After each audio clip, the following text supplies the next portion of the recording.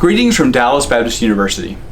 For those who don't know me, my name is Randy Byers, and I serve as the Vice President for International Affairs, as well as Assistant Professor of Distance Learning for DBU.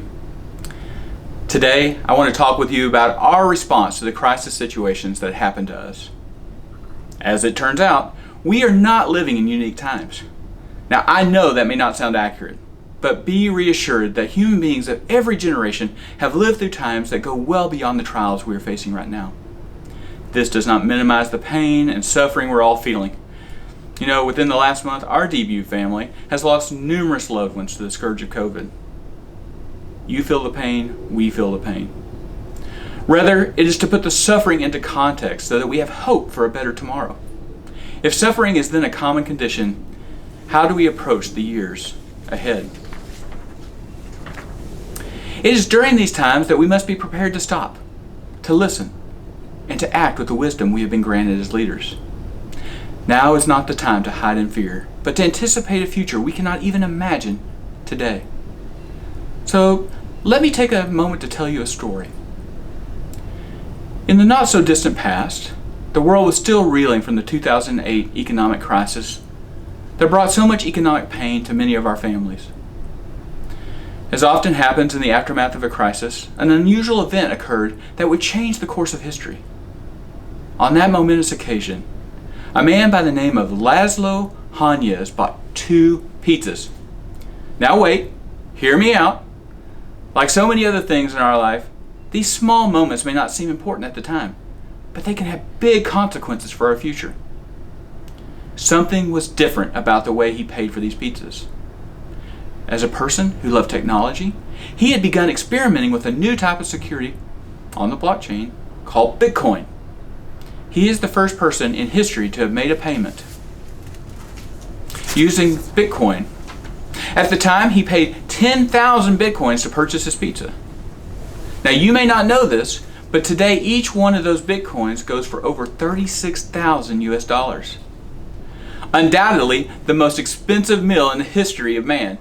$360 million for 2 pizzas.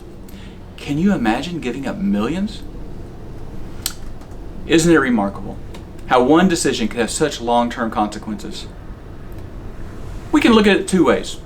On one hand, we can lament the missed opportunity. Just think what he could have done with that money in his life. Most of us probably would live with extreme regret if we'd made his choice. Not Mr. Hanyecz. He doesn't see it that way. Instead, he looks at it as the price of progress.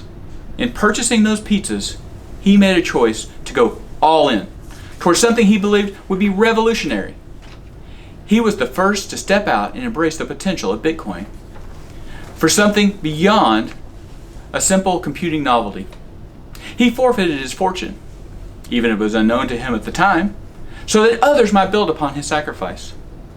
In his mind, there is no regret. The $1 trillion market for Bitcoin would never have progressed without someone like Mr. Hanyecz taking the first practical steps. We have much the same choice today in our work as leaders. When faced with new and unique opportunities, are we going to react in fear or respond by adapting to the future? Right now, we are facing a crisis that requires sustained levels of leadership. You feel it, I feel it. There is no rest for the weary.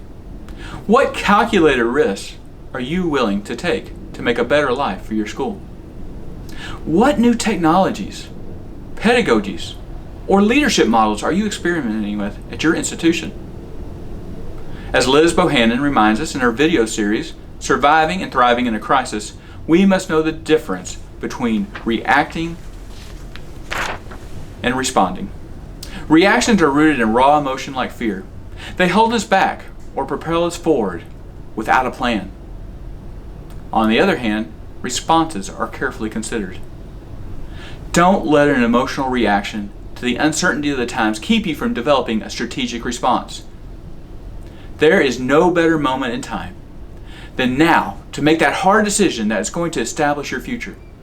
So, go buy those pizzas, try something new, and don't live a life of regret. The only regret is if you never try. Thank you.